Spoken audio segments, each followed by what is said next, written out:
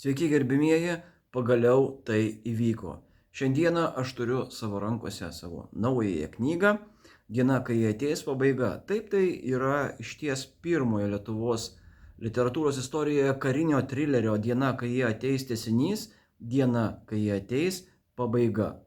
Jeigu norite knygą įsigyti, o ją galima šiuo metu įsigyti tik tai pas mane arba knygos LT svetainėje, prašom rašyti sausuolisme@gmail.com.